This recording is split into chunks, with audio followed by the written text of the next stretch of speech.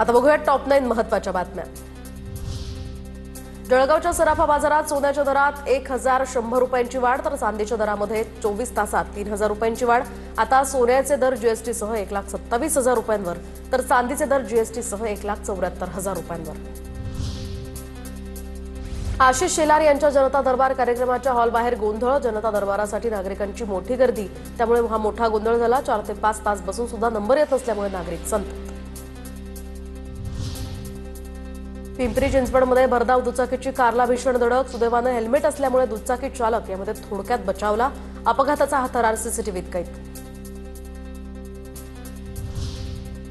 शाळांमध्ये तिसऱ्या भाषेची सक्ती नकोच, भाषा आणि शिक्षण तज्ज्ञांचा सरकारला सल्ला। जनतेची मतं जाणून घेण्यासाठीच्या प्रश्नावलीची गरज काय, भाषा तज्ज्ञांकडून प्रश्न उपस्थित।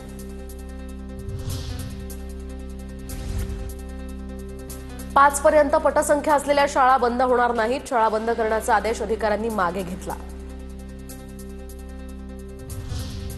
अनिल अंबानी यांचे सीएफओ अशोक कुमार पाल यांच्यावर आता कारवाई, तर ईडीकडून त्यांना अटक। मनी लॉन्ड्रिंग प्रकरणामध्ये ईडीची ही कारवाई, तर काही दिवसांपूर्वी ईडीनं अनिल अंबानींची चौकशी केली होती। नागपुरात आज 5व्या दिवशी सुद्धा आयटीचं धाडसत्र सुरू, गो गॅसचे व्यवस्थापकीय संचालक नितीन खारा यांच्या कार्यालयावर छापा।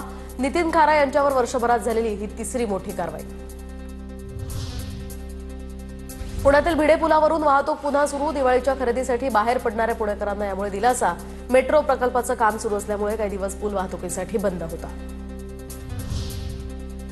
विधिमंडळामध्ये दिलेली कोणतीही आश्वासनं 90 दिवसांच्या आत पूर्ण करणं बंधनकारक। राज्य सरकारच्या प्रत्येक विभागामध्ये सचिवांच्या अध्यक्षतेखाली एक आढावा समिती नेमली जाणार। संसदीय कार्य विभागानं हे परिपत्रक काढलं।